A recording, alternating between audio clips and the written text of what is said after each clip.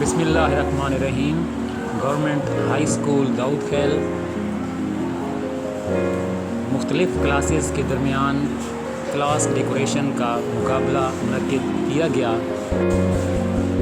اس مقابلے کے ججز کے پرائز سر غلام عباس آوان، ریٹائرڈ اسسٹنٹ ایجوکیشن آفیسر اور سینئر سبجیکٹس ایجوکیشن، اور محمد شریف صاحب، ریٹائرڈ اسکول داؤد خیل جو کہ موجودہ ہائی اسکول ہے، دونوں حضرات تھے۔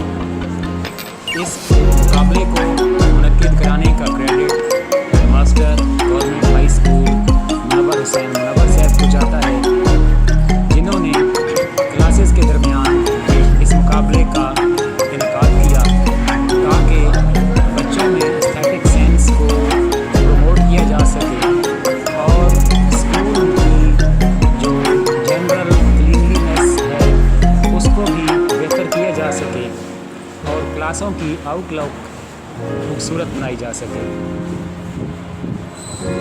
اس سلسلے میں تمام کلاسز کو ہدایات جاری کر دی گئی تھی کہ کس طرح آپ نے اپنے اپنے کمرہ جماعت کو تھیم آف دا منتھ اور اپنے جو آپ کا اکیڈمک سلیبس ہے اس کے مطابق اس سے مطابقت رکھنے والے چارٹس کے ذریعے سجانا ہے۔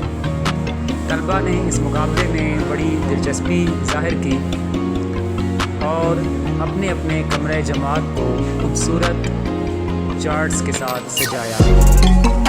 مقابلہ صبح 9 بجے شروع ہوا۔ سب سے پہلے جماعت دہم کی انسپیکشن کی گئی۔ جماعت دہم کے انچارج جناب صاحب خان صاحب ہیں، انہوں نے اپنے کمرے کو خوبصورتی کے ساتھ سجا رکھا تھا۔ اس کے بعد جماعت نہم کی باری آئی۔ جماعت نہم کے انچارج محمد ضیاء الدین خان ہیں، ان کے طلباء اور سر محمد ضیاء الدین خان نے شب و روز محنت کر کے اپنے کمرے کو ایک نہایت ہی دیدہ زیب شکل دی اور نہایت خوبصورتی کے ساتھ سجایا۔ آج کا جو لیکچر تھا اس کے مناسبت سے چارٹس تیار کر کے کمرے میں آویزاں کیے اور اس مہینے کے حساب سے جنرل انسٹرکشنز کے چارٹس بھی لگائے گئے تھے۔ ساتھ ساتھ مختلف قسم کے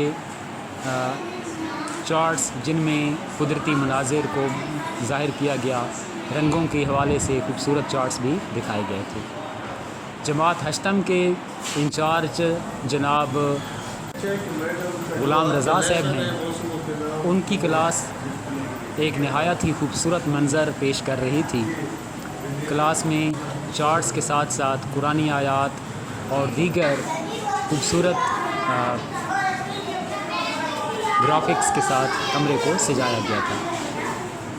جماعت ہشتم کے بعد جماعت ہفتم کی انسپیکشن کی گئی۔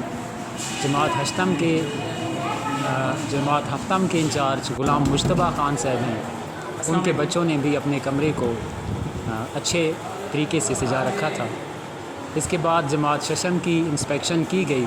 جماعت ششم کے انچارج رضوان علی ہیں، ان کی کلاس کے بچوں نے theme of the month sharing is caring, leadership اور انگلش گرامر کے حوالے سے use of adjectives, use of pronouns اور دیگر ٹاپکس پر خوبصورت چارٹس تیار کر کے آویزاں کیے تھے اور ان کے ساتھ ساتھ پیپر کٹنگ کے ذریعے ماڈلز بھی بنائے گئے تھے جنہیں کمرہ جماعت میں دکھایا گیا۔ جماعت ششم کے بعد جماعت پنجم کی انسپیکشن ہوئی، جس کے انچارج نعمت اللہ خان صاحب ہیں، اس میں بھی چارٹس آویزاں تھے اور کمرہ صاف ستھرا تھا۔ اس کے بعد جماعت چہارم کی انسپیکشن ہوئی، جس میں انچارج کلاس سر اسد خان صاحب ہیں، ان کے بچوں نے بھی چارٹس لگا کر اپنے کمرے کو سجا رکھا تھا۔